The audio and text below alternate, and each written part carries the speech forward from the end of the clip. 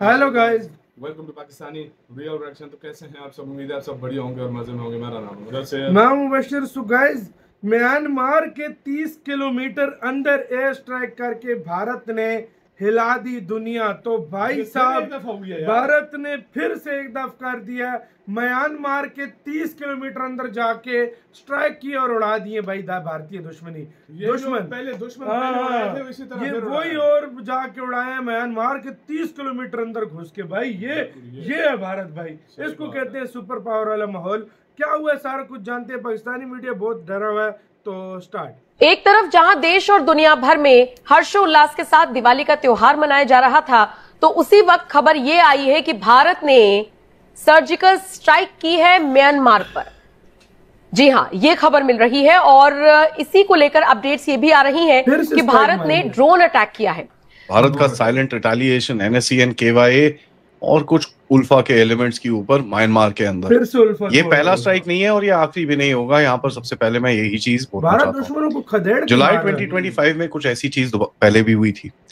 उल्फा है कि कुछ सैंक्चुरीज थी म्यांमार के सैगांग हिल्स के अंदर जहां पर आपने जाके ठोका था। इसके बारे में मैंने काफी डिटेल में बात करी थी। तो भारत ने म्यांमार के अंदर एक ड्रोन स्ट्राइक की है, जिसको हिंदुस्तान टाइम्स और द हिंदू रिपोर्ट कर रहे हैं। ये स्ट्राइक हुई और स्ट्राइक में जो कमांडर और कई सारे मिलिटेंट्स मारे गए हैं और इंडो म्यांमार बॉर्डर पर ये सब धमाका हुआ है। अननोन ड्रोन के बारे में साहब आज मैं देख रहा हूँ कि ये जो एक रिबेल ग्रुप्स है, कथा कथित रिबेल ग्रुप्स, वास्तव में तो आतंकवादी है, इन्होंने स्टेटमेंट जारी किया है और भारत की भर्त्सना की है कि भारत जो है वो पड़ोसी देशों की संप्रभुता पर हमला कर रहा है। तो जुलाई में हुआ क्या था कि एक स्ट्राइक पहले हुई थी, अबाउट करीब 4-5 दिन पहले फ्रॉम द जो पब्लिसाइज स्ट्राइक हुई थी। उस स्ट्राइक के अंदर एक सीनियर कमांडर को मारा था उल्फा के।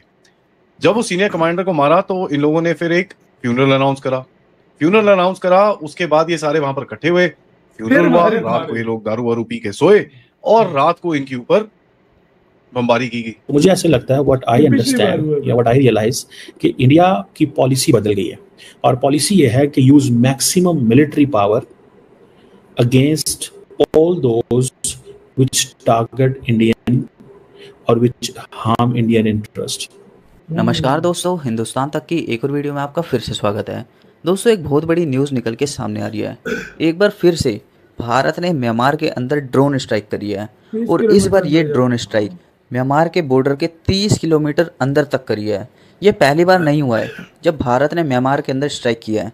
3 महीने पहले करीब जुलाई के आसपास भी भारत ने म्यांमार के अंदर स्ट्राइक करी थी और इस बार जब स्ट्राइक करी है तो बताया जा रहा है लगभग 5 से 7 मिलिटेंट्स को भारत के ड्रोन्स ने ढेर कर दिया है। ये मिलिटेंट्स ग्रुप्स दोस्तों भारत के नॉर्थ ईस्टर्न रीजन के अंदर इंस्टेबिलिटी फैला रहे थे।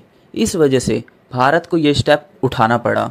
दोस्तों, इसमें सोचने वाली बात यह है, भारत ने म्यांमार के अंदर घुसकर 2 बार स्ट्राइक करी और म्यांमार की गवर्नमेंट ने कोई भी स्टेटमेंट नहीं दी, ना भारत के खिलाफ कुछ बोला।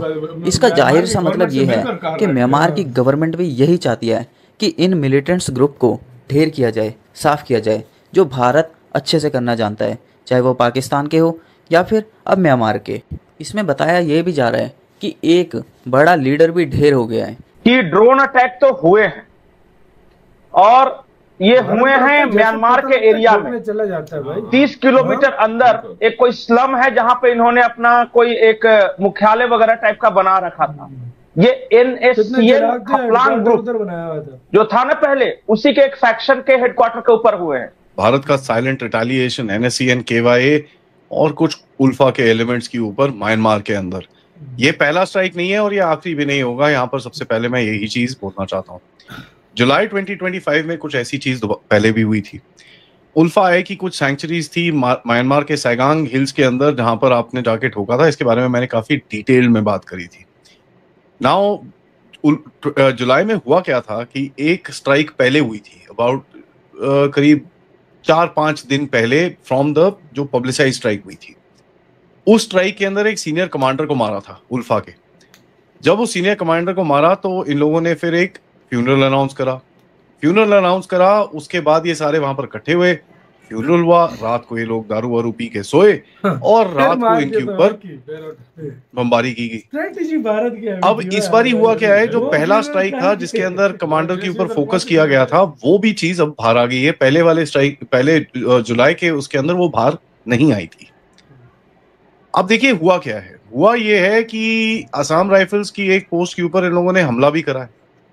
ठीक है जी ना, उसका भी रिटेलिएशन होना चाहिए था, तो दैट इज आल्सो देयर वाला सीन हो गया पाकिस्तान। तो देखिए अगर आप देखेंगे कि ये पूरा जो असम राइफल्स की एक टुकड़ी पे मनमाओ के पास, जो चांगलांग डिस्ट्रिक्ट में अरुणाचल प्रदेश के ऊपर, जहां पर एक हमला हुआ, उन्होंने उल्फा आई और NSCN KYA ने कुछ एक्सेप्ट तो नहीं करा, लेकिन सबको ये पता था कि ये आया कहां से है। अब आया कहां से है तो फिर ऑफ कोर्स उनके ऊपर रिटेलिएशन तो होगी। और ये मैंने आपको पहले भी बताया था, जुलाई में एक बार ही करा था उल्फा आई और NSCN के कैंप्स के ऊपर, और ये जो इस बार ही मारा है KYA के कैंप्स है। तो ये डिफरेंट सेगमेंट्स हैं।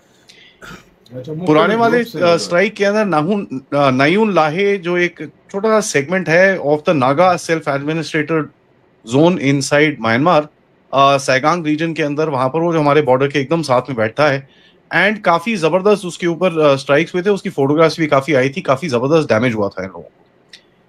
नाउ यहाँ पर जो भी हुआ है, ये ऑब्वियसली एक रिटेलिएशन तो है ही है, लेकिन ऑफ कोर्स इसके अंदर एक लार्जर पर्सपेक्टिव भी है, जिसके बारे में आगे जाके हम अभी बात करेंगे। ऐसे के साथ हुई वीडियो खत्म।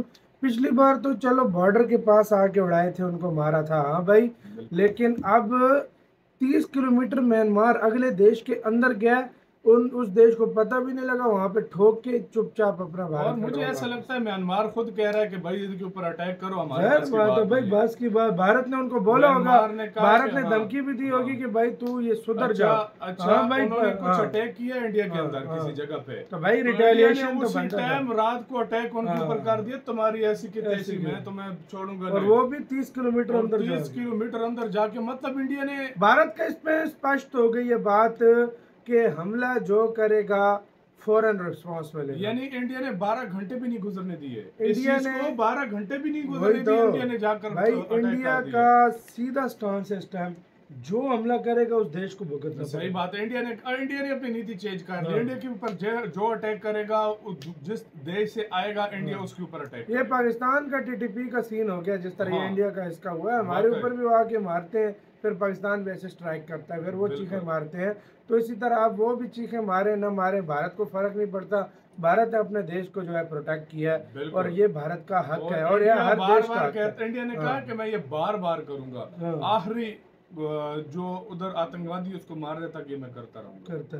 ये बहुत अच्छा काम है भाई। ये आतंकवादियों को मैं कहता हूँ, कोई आतंकवादी दुनिया में नहीं बचना चाहिए। आपकी क्या राय है गाइस, बताना अपना बहुत ज्यादा ख्याल रखना। तो यार